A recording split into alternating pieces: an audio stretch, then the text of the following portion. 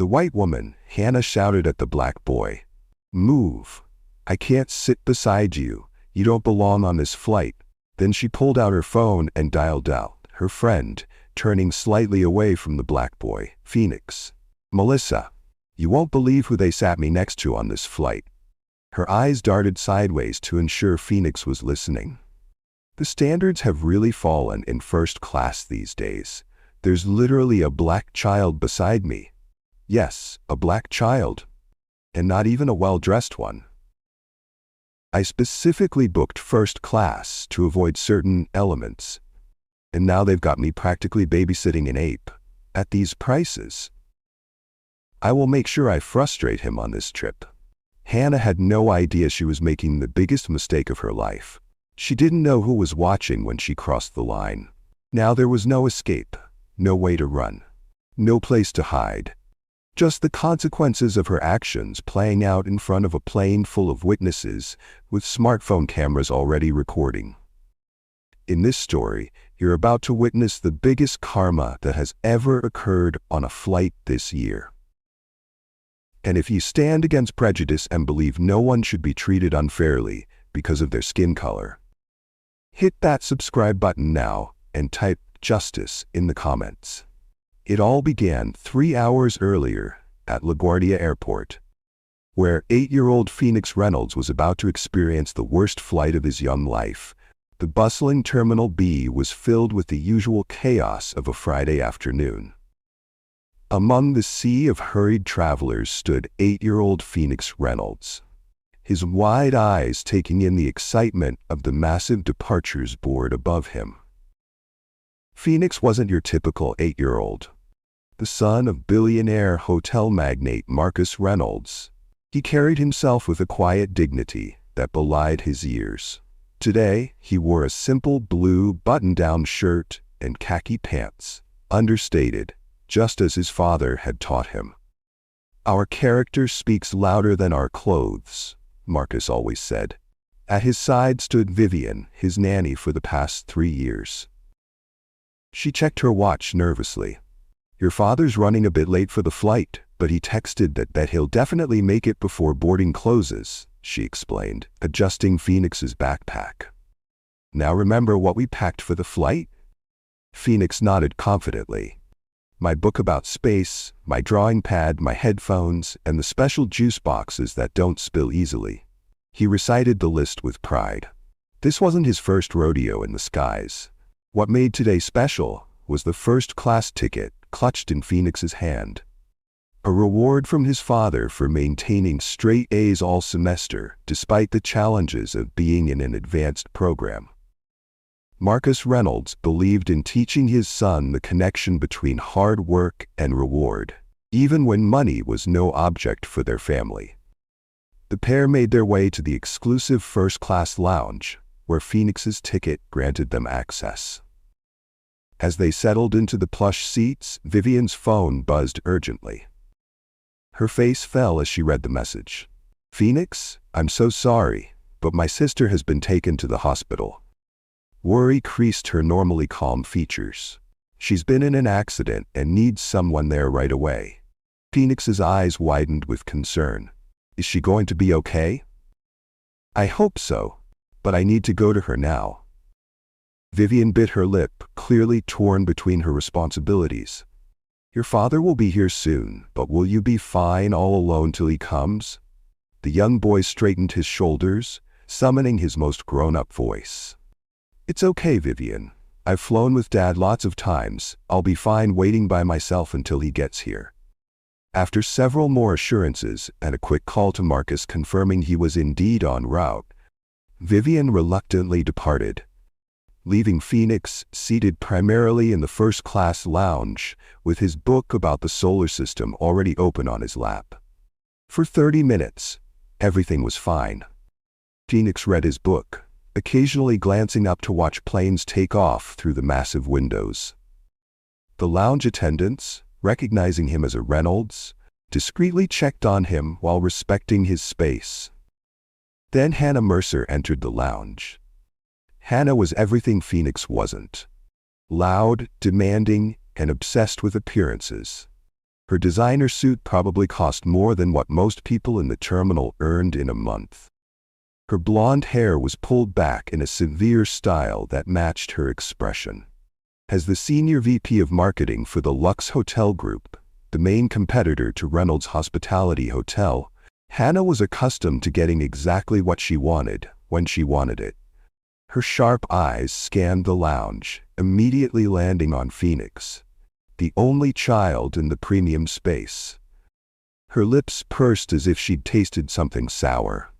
Approaching the check-in desk, she made no effort to lower her voice. "Is that child really flying first class?" The question dripped with disbelief and something darker. The gate agent glanced over at Phoenix, who had shrunk slightly behind his book, pretending not to hear. "Yes, ma'am, he has a valid first-class ticket." Hannah's eyebrows arched dramatically. "Really? And he's what, 7? I wouldn't know, ma'am, but his ticket is in order." The agent's professional tone concealed any offense at the questioning.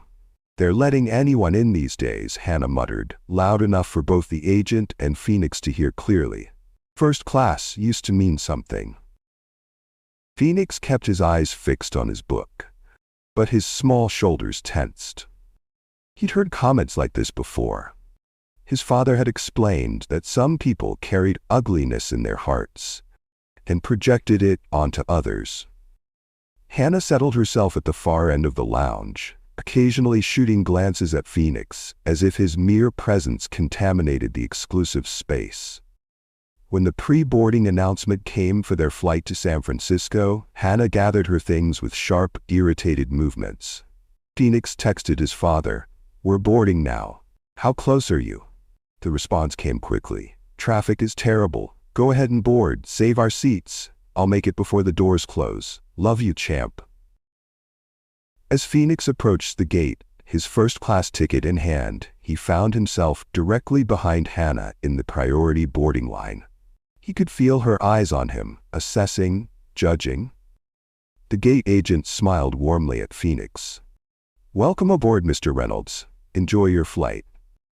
The gleaming cabin of the first-class section welcomed Phoenix as he stepped aboard the flight to San Francisco. The soft lighting and spacious seating were familiar to him, though the experience never lost its magic.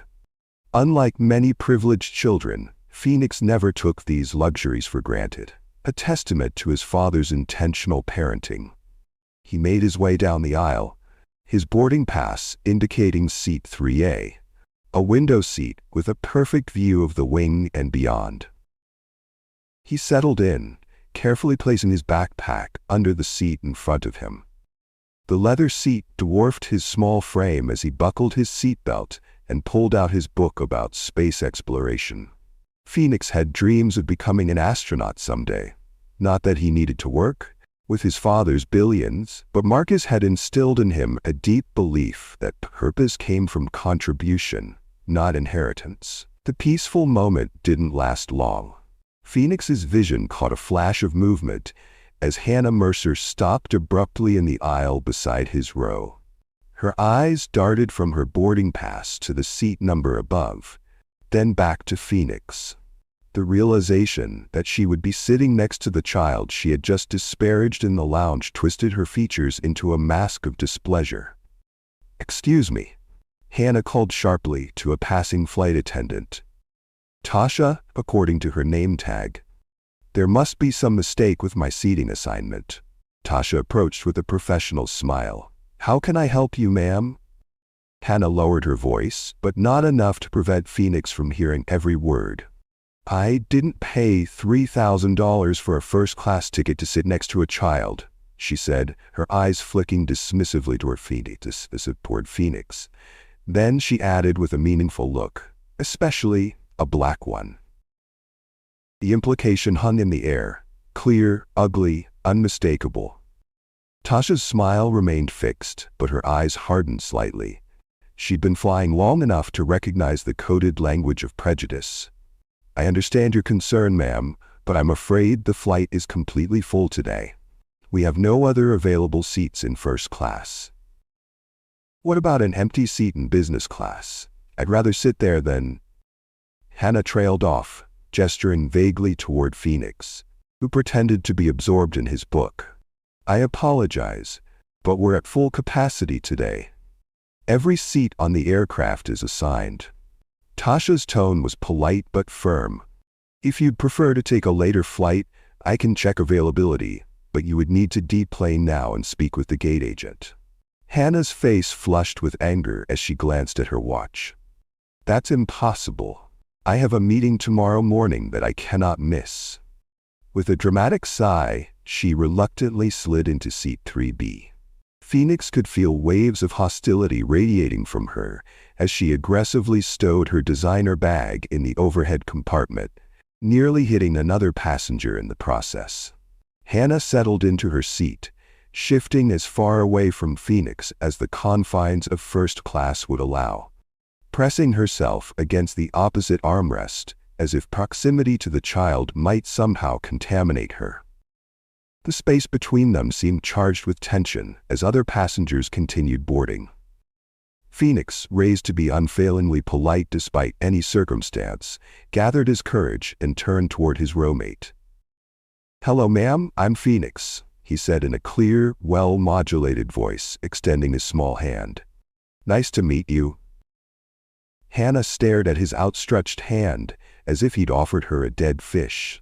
Her eyes traveled from his hand to his face with such naked contempt that several nearby passengers exchanged uncomfortable glances. "Look," she said in a low, cutting tone. "I don't think you belong in first class. Your kind should stay in the back." The words landed like physical blows. Phoenix's hand slowly retreated, his hopeful expression crumbling before reassembling into a careful mask of dignity. He'd encountered racism before, but the raw hostility from this stranger still cut deep. A silver-haired woman across the aisle gasped audibly. A businessman in the row ahead turned to stare. But no one said anything. That peculiar public display that enables bad behavior to continue unchecked. Phoenix quietly turned away, focusing his gaze out the window, where ground crews scurried about their duties. Hannah pulled out a pair of expensive noise-canceling headphones, the latest model that hadn't even hit the market yet, and placed them over her ears with exaggerated relief, as if she'd successfully created a barrier between herself and the child she found so objectionable. The flight attendants moved through the cabin, offering pre-departure beverages to the first-class passengers.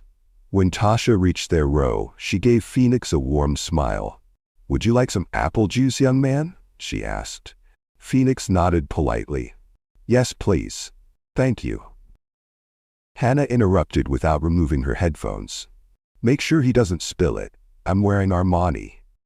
Tasha's smile cooled several degrees as she handed Phoenix his juice in the spill-resistant cup reserved for younger passengers.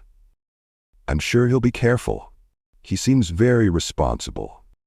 The pointed comment sailed over Hannah's head as she tapped impatiently on her armrest, already scrolling through emails on her phone. Phoenix's phone vibrated with an incoming message. It was from his father. "Running late, boarding last minute. See you soon." A small smile lifted the corners of his mouth. Soon, his dad would be here, and everything would be okay. Marcus Reynolds had a way of making spaces feel safer, just by his presence. Phoenix took a careful sip of his juice and returned to his book, determined to maintain his composure until his father arrived. As the remaining passengers filed onto the aircraft, Hannah Mercer's displeasure seemed to grow with each passing minute. Her body language screamed discomfort. Arms tightly crossed, posture rigid, jaw clenched. She checked her watch repeatedly, her irritation building like pressure in a sealed container. The cabin door remained open as the final passengers boarded, but there was still no sign of Marcus Reynolds. Phoenix glanced anxiously toward the entrance every few moments, his small shoulders gradually tensing under the weight of Hannah's obvious disdain. When the "please turn off all electronic devices" announcement hadn't yet been made, Hannah seized the opportunity. She pulled out her phone and dialed her friend, Melissa, hoping to get help to remove Phoenix from his seat. Phoenix's attempt to disappear into his seat was heartbreaking to witness. His small body seemed to contract, shoulders hunching forward, knees pulling together, arms tucking in tight against his sides. He was physically making himself smaller, trying to minimize his presence. A defense mechanism no 8-year-old should have mastered. A different flight attendant, James, according to his name tag, approached their row, having noticed the one-sided conversation. "Ma'am, we'll be closing the cabin door soon. You'll need to switch your phone to airplane mode," he said professionally. Hannah waved him off dismissively while wrapping up her call. "I've got to go, Melissa." "Yes, I'll definitely file a complaint about the seating arrangement. This is completely unacceptable." As she finally ended the call, Hannah turned to James with an exaggerated sigh. "I cannot believe your airline expects paying customers to babysit during their flights. Is there any possibility of a seat change? Anywhere else would be preferable." James's professional facade didn't slip, but his eyes briefly flicked to Phoenix, noting the child's withdrawn posture and downcast eyes. "I apologize, but we're completely full today, as my colleague mentioned earlier," he explained. Then, quite deliberately, he turned his full attention to Phoenix. "Young man, would you like some extra snacks for the flight? We have some special cookies that aren't part of our regular service." Phoenix looked up, surprised momentarily, displacing his discomfort. "Yes, please, thank you," he replied softly. "I'll bring those right over once we're at cruising altitude," James promised with a warm smile. Turning back to Hannah, his expression cooled noticeably. "Is there anything else you need, ma'am?" Hannah's lips tightened. "Just some peace and quiet would be nice," she muttered, glaring at Phoenix as if he'd been chattering non-stop instead of sitting in silent endurance of her abuse. As James moved away, the captain's voice came over the intercom, announcing they were third in line for takeoff. The cabin door was closed. Marcus had not made it aboard. Phoenix's face fell as he realized his father wouldn't be joining him after all. He reached for his phone, likely to check for messages, but the flight attendants were already ensuring all devices were switched off for departure. Everyone was ready for takeoff, leaving Phoenix alone with his tormentor for the next 5 hours. Hannah made a show of checking her watch again, sighing dramatically, and reclining her seat to the maximum allowed position, another small act of dominance over the shared space. James soon returned as promised with a special package of cookies for Phoenix. "These are actually my favorite," he confided with a wink. "They're usually reserved for our international first-class service." Phoenix's genuine thank you was met with another eye roll from Hannah, who had already summoned a different flight attendant to order a glass of champagne to help endure this flight. For a brief period, an uneasy calm settled over the cabin. Phoenix quietly read his book while carefully eating his cookies, making sure not even a single crumb fell on his side of the armrest. Hannah alternated between working on her laptop and casting irritated glances at her seatmate. Approximately 45 minutes into the flight, the captain's voice returned over the intercom. "Ladies and gentlemen, we're expecting some turbulence ahead. I've turned on the fasten seatbelt sign. Please return to your seats and ensure your seatbelts are securely fastened." Hannah had just left for the restroom moments before. Phoenix continued reading, already safely buckled in his seat. When Hannah finally returned, her face was flushed with irritation as she noticed Phoenix's space exploration book, and the corner of his small backpack had shifted slightly onto her side of their shared area during the rocky air. Hannah's reaction was wildly disproportionate. She grabbed Phoenix's book and backpack, shoving them roughly back toward him. "Keep your things on your side," she snapped, loud enough for several rows to hear. The book tumbled from Phoenix's hands, falling to the floor. The backpack, which had barely encroached on Hannah's space, was now crumpled against the window. "I'm sorry," Phoenix said quietly, his eyes downcast as he reached down to retrieve his book. The pages had bent when it fell, creating a permanent crease in his prized possession. Hannah wasn't finished. As if his quiet apology had further provoked her, she leaned in closer, her voice dropping to a venomous whisper intended for his ears alone. "I bet your parents didn't teach you manners. Typical." The word typical hung in the air between them, loaded with prejudice and assumption. Phoenix's small face remained carefully composed, but the slight trembling of his hands as he straightened his book pages revealed the impact of her words. In the row directly behind them, a first-class seat remained empty. The seat was assigned to Marcus Reynolds, who had apparently missed the flight. Phoenix was truly on his own, enduring an escalating barrage of hostility from a woman who had no idea that her actions were being observed by more than just the uncomfortable passengers around them. A flight attendant passing by noticed Phoenix's reddened eyes but misinterpreted the cause. She quietly offered him a tissue, which he accepted with a polite nod. Hannah's smug expression suggested she believed she'd put the child properly in his place. Have you ever witnessed someone mistreating a child in public and wished you could do something about it? What would you have done in this situation? Share your thoughts in the comments below, and don't forget to subscribe to the channel now. The tension between Hannah and Phoenix was building toward an explosive confrontation. But suddenly, a strange thing happened. The aircraft door was opened for someone. A commotion erupted at the entrance. Marcus Reynolds, impeccably dressed in a tailored charcoal suit despite his rush, was escorted aboard by the lead flight attendant. His commanding presence caused several passengers to look up and take notice, except for those in row 3, where Phoenix sat trapped in his own private nightmare.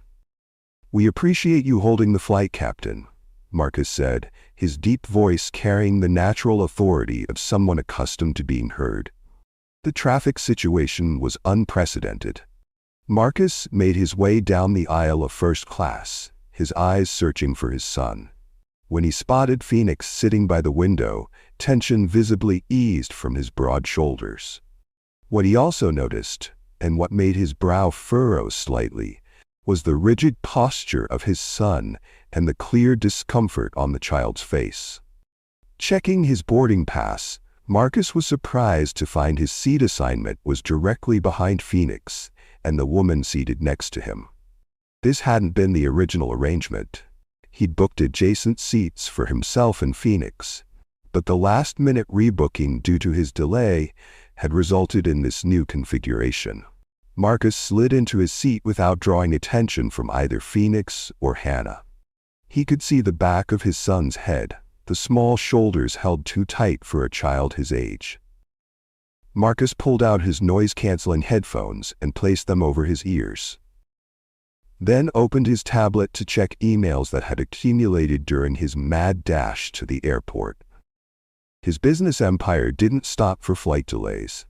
Distracted by an urgent message from his London office, Marcus focused on his screen for those crucial few minutes, unaware of the tension building to a breaking point just inches away. The aircraft had reached cruising altitude, and the seatbelt sign had been turned off. Flight attendants moved through the cabin offering beverages. When they reached row 3, Phoenix politely requested apple juice, while Hannah ordered sparkling water with a proper glass, not plastic. The drinks were served, and Phoenix carefully placed his juice on his tray table, meticulously making sure it was stable. However, fate intervened in the form of unexpected turbulence, a sudden drop that caught everyone by surprise. The juice toppled despite Phoenix's precautions. Most of it splashed onto his own tray and lap, but a small amount, no more than a few drops, spattered onto the sleeve of Hannah's designer suit. Phoenix's reaction was immediate and sincere. He grabbed his napkin and held it out to Hannah, his eyes wide with genuine concern. "I'm so sorry, ma'am," he said, his voice steady despite his obvious anxiety. "The turbulence made it spill, Please use my napkin. It was a reasonable response to a minor accident. The kind of thing that happens countless times on flights around the world every day. Most adults would have accepted the apology, dabbed at the small spots, and moved on with their day. But Hannah Mercer was not most adults. Her reaction was so disproportionate, so immediate, that passengers several rows away would later describe it as explosive. Her face contorted with rage as she stared at the tiny droplets on her sleeve, as if they were battery acid eating through her skin. "This is a $5,000 suit," she screamed, causing conversations throughout the cabin to halt abruptly. "Do you have any idea what you've done? You people don't understand the value of things." The phrase, "you people," hung in the air like poison, its implication unmistakable to everyone within earshot.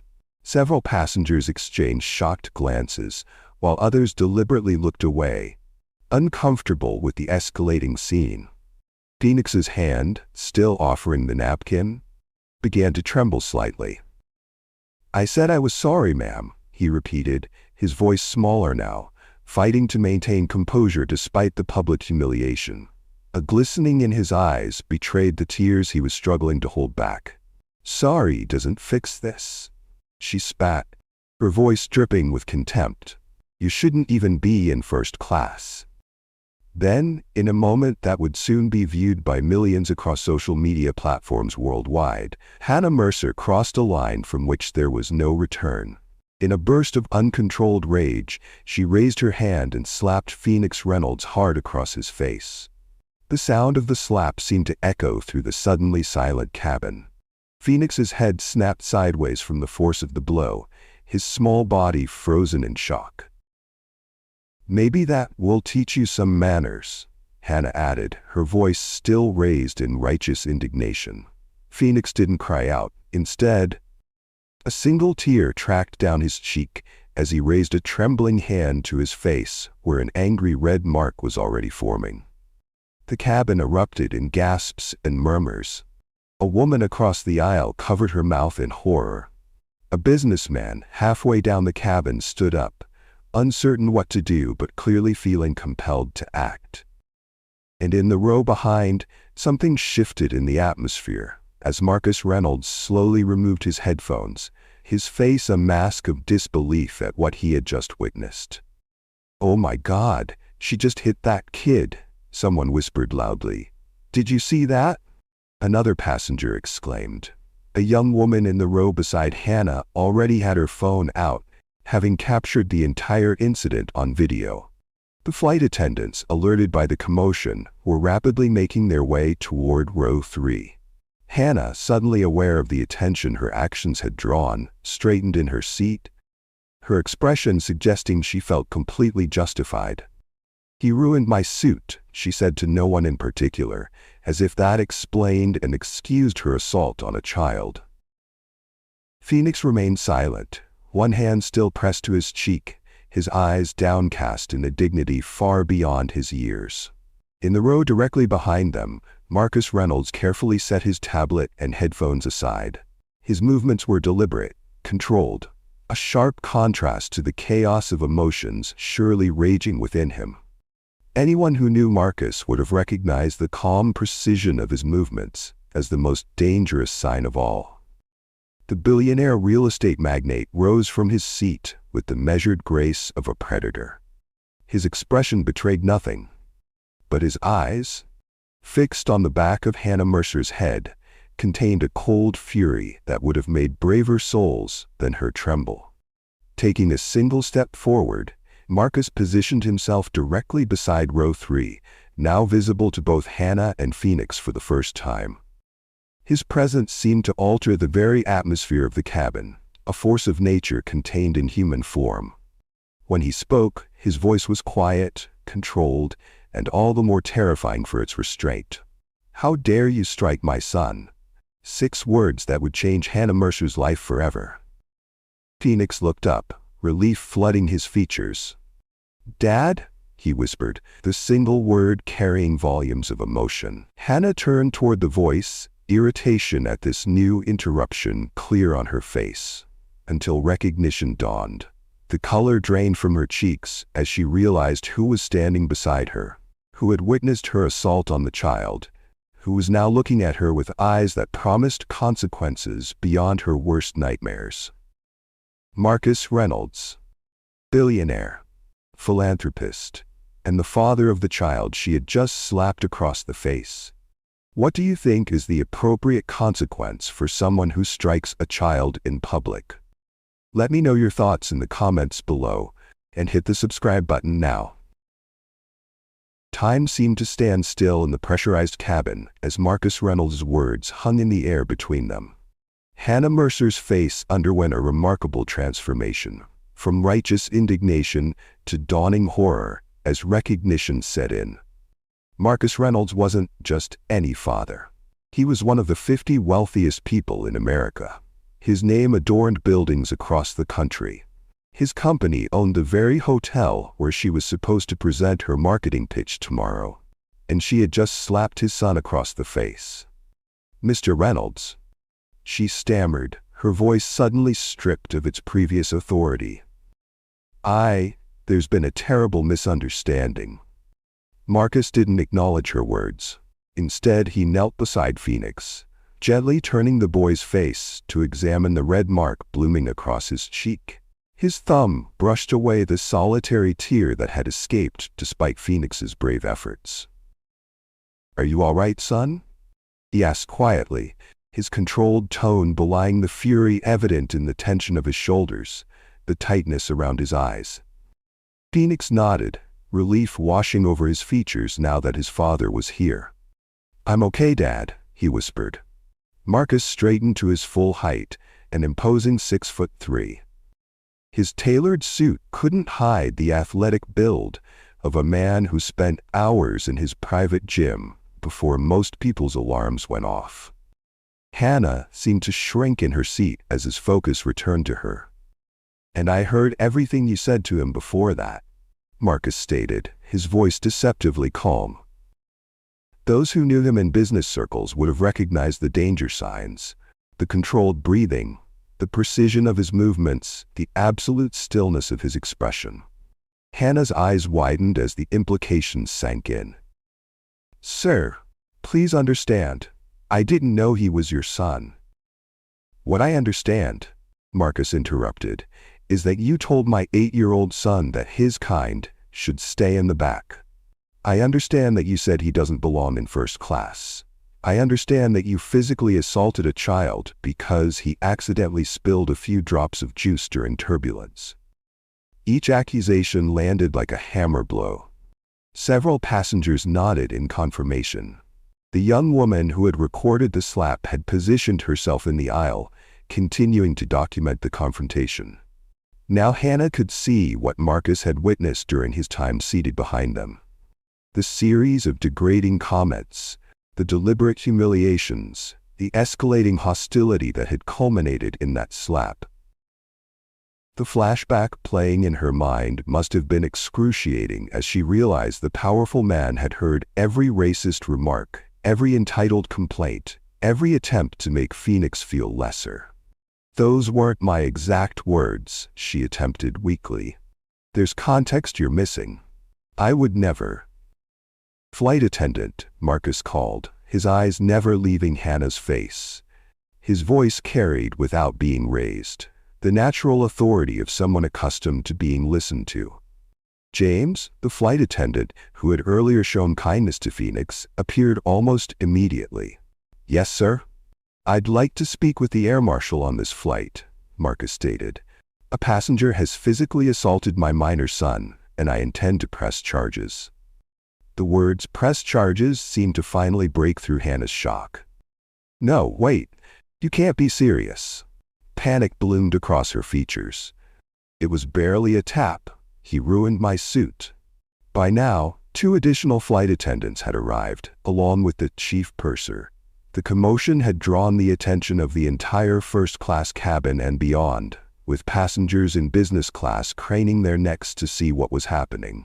"Sir, we take any physical altercation extremely seriously," the chief purser assured Marcus. "I've already alerted the captain, And our air marshal will meet us soon. We'll need statements from everyone involved and any witnesses. A middle-aged woman seated across the aisle spoke up immediately. I saw everything. That woman, she pointed directly at Hannah, slapped the child after he accidentally spilled his drink during turbulence.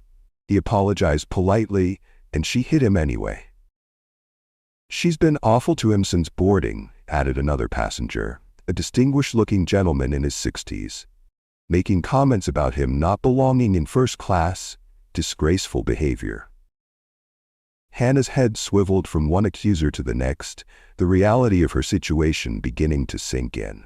Her face had gone from pale to ashen as her professional future began to dissolve before her eyes. This is ridiculous, she attempted, her voice higher than before. It was a simple misunderstanding. The child was disruptive the entire flight. Marcus's expression didn't change, but something dangerous flickered in his eyes. He turned to Phoenix, his voice gentling. Son, has she been treating you like this the whole flight? Phoenix glanced at Hannah, then back to his father. Despite everything, there was a moment of hesitation, a child's natural reluctance to get anyone in trouble, even someone who had mistreated him. It's okay to tell the truth, Marcus assured him. You're not the one causing trouble here. Phoenix nodded slowly. Yes, Dad, he admitted quietly. Since we got on the plane, but I didn't want to cause problems. I knew you were coming, and I thought I could just wait. The simple dignity in his son's response seemed to affect Marcus deeply. He placed a hand on Phoenix's shoulder, a gesture of both comfort and pride. You did nothing wrong, he said firmly, ensuring his son heard the words clearly. Then, straightening again, the warmth in his expression vanished as he turned back to Hannah. The air marshal had arrived, a plain-clothed man with an unmistakable air of authority. I understand there's been an incident involving a minor, he said, professionally assessing the situation. This woman struck my son across the face, Marcus stated flatly. There are multiple witnesses and I believe at least one passenger has video evidence. I want her arrested when we land. Hannah began to truly panic now. No, please, you don't understand what this will do to my career, my life.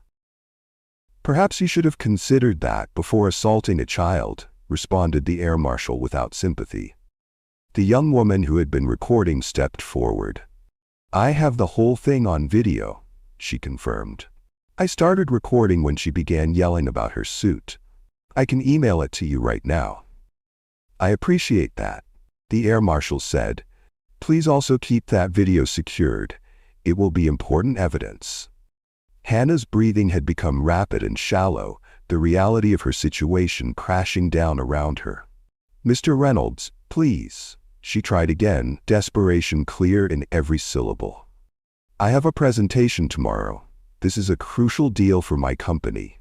Surely we can resolve this without involving the authorities. Marcus regarded her with the same expression he used when considering whether to demolish a failing property or repurpose it. The time for private resolution passed the moment you put your hands on my son, he said, each word precisely measured. You chose your actions. Now you can face their consequences. The chief purser stepped in. Ma'am, we'll need to move you to a different seat for the remainder of the flight. Mr. Reynolds, we can offer you and your son more comfortable arrangements as well. Marcus nodded. I'd appreciate that. My son has been through enough today. As Hannah was escorted to exchange a seat with another person in the last row of business class, a public demotion that seemed fitting, given her earlier comments, the whispers throughout the cabin grew louder. Passengers were already on their phones, some texting about the incident, others searching for information about the players in this real-life drama. And in the digital realm, things were moving even faster. The video of Hannah slapping Phoenix had already been uploaded to social media with the caption, "Woman slaps billionaire's son on flight, doesn't know dad is sitting behind her." Within minutes, it had been shared hundreds of times. By the time the plane landed, that number would reach tens of thousands. Marcus settled into his new seat beside Phoenix, who leaned against his father's shoulder, the ordeal finally catching up with him. "I'm proud of how you handled yourself," Marcus told him quietly. "Your mother would be proud too." Phoenix managed a small smile at the mention of his late mother. She always said dignity can't be taken, only surrendered. Meanwhile, Hannah sat isolated in her new seat, her phone blowing up with notifications. Her boss had already texted, "Just saw a video of you hitting a child on a plane. Is that really Marcus Reynolds' son?" The video was spreading like wildfire across the internet. Hannah's career, reputation, and future were disintegrating with each passing minute, all because she couldn't control her prejudice and temper for a few hours on a flight. Justice was already being served at 35,000 feet, but the full reckoning was yet to come. For Hannah Mercer, this wasn't just a bad day. It was the beginning of the end of life as she knew it. What would you do if someone slaps your child in your presence? Share your thoughts in the comments. As the flight began its descent, Hannah Mercer was about to discover that her actions had set in motion consequences far beyond anything she could have imagined. When powerful people like Marcus Reynolds get involved, justice isn't just swift. It's comprehensive. As the aircraft continued its journey toward San Francisco, the atmosphere in the cabin had irrevocably changed. In the aftermath of Hannah's assault on Phoenix, a strange sense of community had formed among the passengers. Strangers united by their witness to an injustice and its unfolding consequences. The air marshal moved methodically through the cabin, collecting statements from witnesses. One by one, passengers recounted what they had seen and heard. Hannah's persistent belittling of Phoenix, her racist comments, and ultimately the shocking moment when she struck the child across the face. Each testimony built an airtight case against her. Hannah sat isolated in her reassigned seat, a pariah in business class. Flight attendants performed their required duties with icy professionalism, but their warmth was reserved for other passengers. The contrast couldn't have been more stark. From self-important first-class passenger to social outcast in the span of minutes.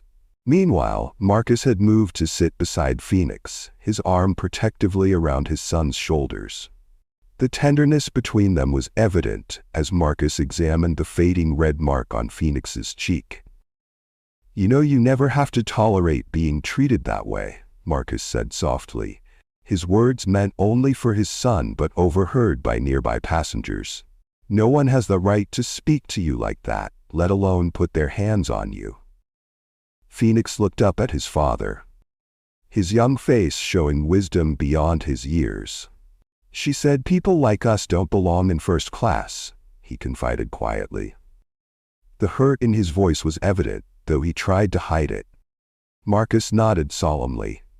"That's why we must always conduct ourselves with dignity, even when others don't," he explained.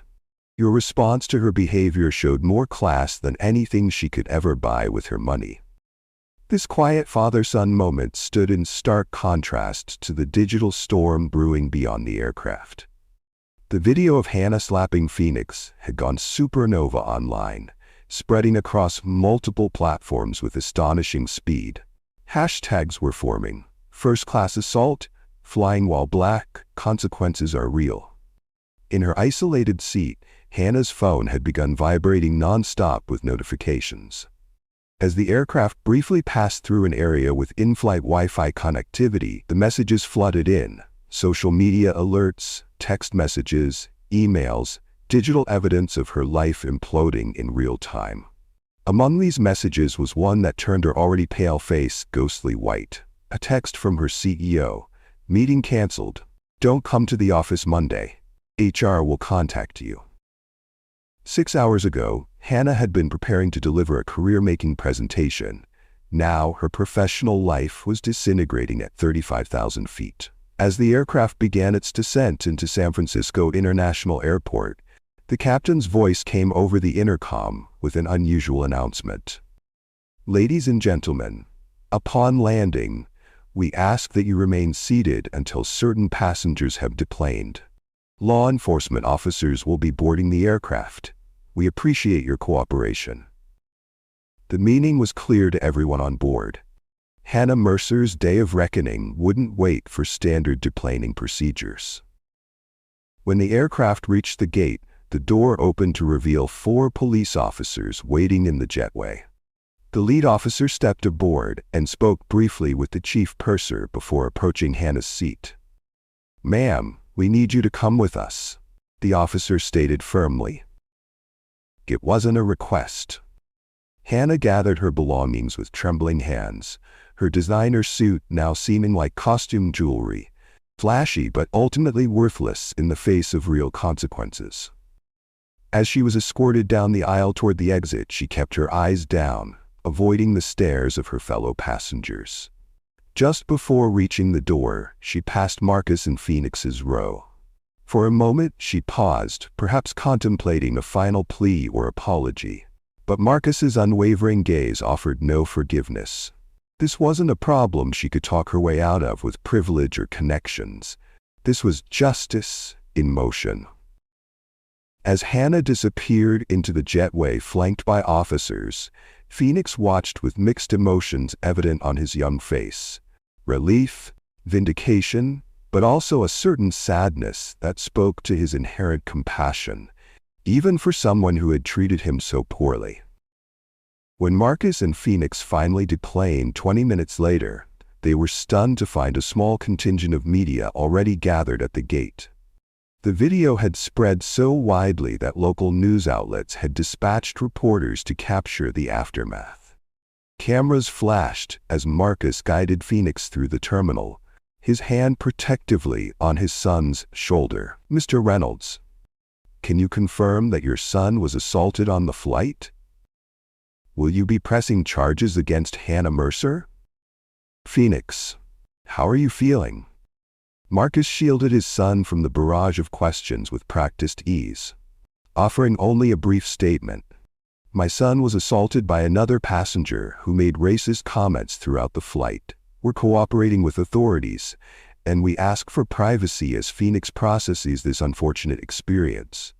3 weeks later, the story had evolved from viral video to national conversation.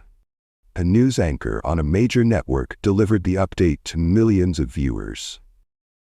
Former marketing executive Hannah Mercer has been formally charged with assault on a minor with a hate crime enhancement, following the now infamous airplane incident involving the son of billionaire real estate developer Marcus Reynolds. The anchor continued. In a related development, Reynolds Hospitality Group has announced its acquisition of Lux Hotels International, Mercer's former employer, in a deal finalized yesterday. Industry analysts note that while the acquisition had been rumored for months, the timeline appears to have been accelerated following the incident. Meanwhile, across town, Phoenix Reynolds stood at a podium addressing a youth group focused on leadership and social justice. At just 8 years old, he spoke with remarkable poise about his experience. "It was scary when it happened," he admitted to the roomful of children and teenagers. "But my dad always says that how people treat you says more about them than it does about you. Nobody has the right to make you feel like you don't belong somewhere because of what you look like."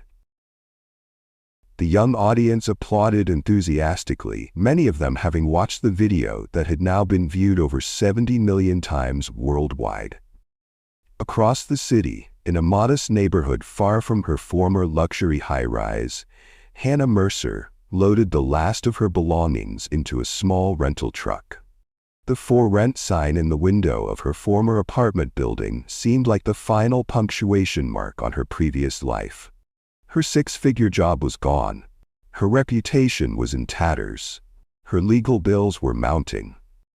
And her future had been fundamentally altered by a moment of unchecked prejudice and rage.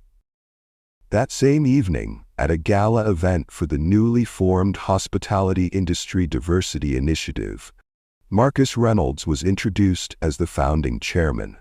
In his acceptance speech, he spoke about the importance of creating environments where everyone feels welcome.